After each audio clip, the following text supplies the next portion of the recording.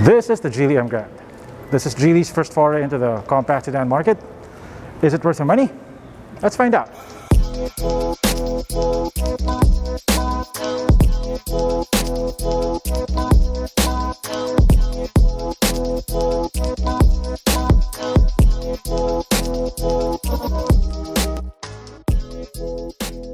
The Geely Emgrand competes with the Toyota Vios in terms of pricing, but in terms of size and refinement, it is at least 1 to 2 segments higher.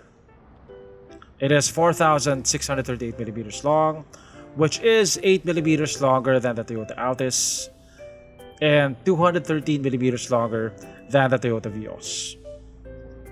In terms of interior quality and amenities, this would beat the Altis V, but we'll get to that later. So the styling is a bit more mature compared to the Coolray. It goes for a more executive look. The expanding Cosmos grille has matured quite a bit since we last saw it on the Coolray. It looks like it belongs to a luxury car, a Maserati to be specific. So you have this chrome surround with these vertical chrome slats at the center. So this right here reminds me of the BMW 3 Series.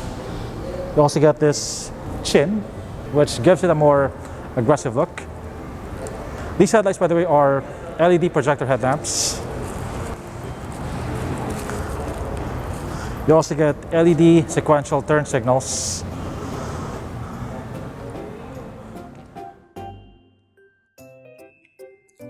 It gets 17-inch wheels wrapped in 205/55 Chaoyang tires.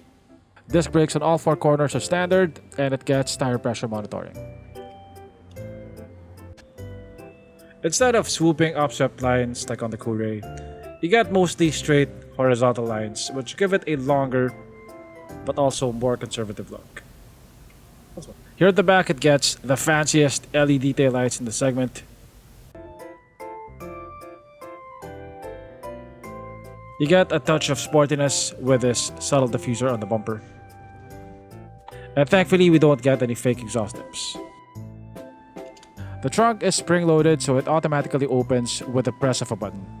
You'll have to manually push it down to close it though, because it's not motorized.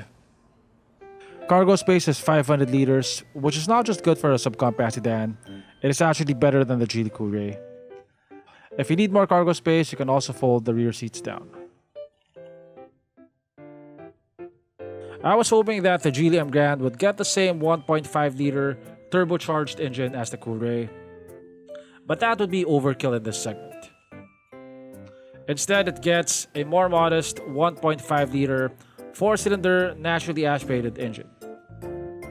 Without the turbocharger, it only produces 102 horsepower and 142 Nm of torque, but because it's a 4-cylinder, it should be smoother than the 3-cylinder of the Coolray. The engine is coupled to a CVT transmission.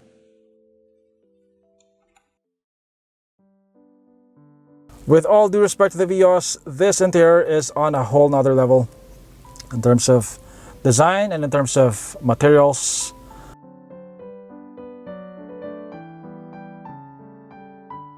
Geely is known for making high quality interiors, and this one definitely does not disappoint.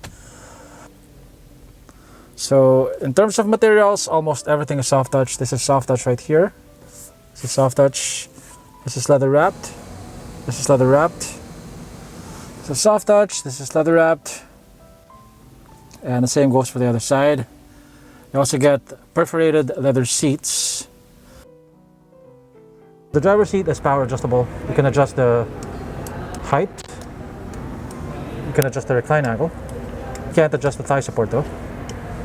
So you get a 3-tone color scheme here. You got light gray, you got blue, and you got black, of course. You also get this faux aluminum accent here, which looks pretty convincing. It looks and feels like real aluminum. So unlike the Coolray, the shifter here is mechanical, which means that you don't have the space here that you get on the Coolray and the Okavango. You also get a power outlet over there. You get one USB port over here. You get a decent amount of piano black accents. You get 2 cup holders over here, and you get an electronic parking brake. The car has an 8-inch screen. It doesn't have Apple CarPlay, it doesn't have Android Auto, but it does have phone mirroring via QD-Link. And this is the only vehicle in Geely's lineup that doesn't come with a 360 camera. It does come with a reverse camera though with active guidelines. The car comes with a sunroof. You won't find any physical buttons in the car for opening or closing it because it is entirely operated using the infotainment screen. The steering wheel is leather wrapped. It has a nice girth to it. It's not too thin. You get cruise control. It is not adaptive. And you get buttons for your infotainment screen. Your instrument cluster is fully digital. You get power folding side mirrors. This button right here is for opening the trunk. Your start stop button is over here. So like on most Geelys, this is not circular.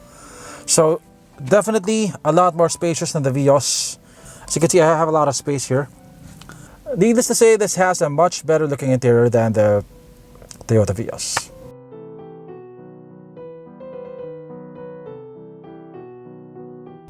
So here at the back seat, you definitely get a lot more space than the Vios. Legroom is a lot. I'm 5'8". Headroom is also pretty good. I have about 2 inches of headroom. So over here you get 2 air vents and 1 USB port. You also have some storage over here. So my biggest complaint about the Emgrand, which is not a big complaint at all, is that it doesn't have a center armrest for the rear passengers. You get decent bolstering here, and the recline angle of the seat is pretty good. I like the position of the armrest. It supports your entire forearm, including your hand. Compared to the Vios, the Emgrand feels like a much better and much more expensive car in almost every way. It does have more tech than the Vios, but surprisingly not as much tech as I would expect from a Geely. But maybe I was just spoiled by Geely's past vehicles. It doesn't get a 360 camera, and the 8-inch screen is the smallest in Geely's lineup. I think in terms of features, its main competitor is not the Vios, but the new Almera. But we'll talk about that in a future video. With the Coolray and with their other crossovers, Geely has changed the local crossover market. Only time will tell if the Emgrand will have the same effect in the sedan segment. The Japanese brands may have had a head start here, but Geely is steadily gaining popularity, especially among the younger crowd. While the Geely Emgrand may not be groundbreaking in terms of power or tech, it is by far the most premium feeling car in this segment. Is that enough to steal market share from the veterans? We'll try to answer that question in our full review when we actually get to drive the car, which will hopefully happen soon.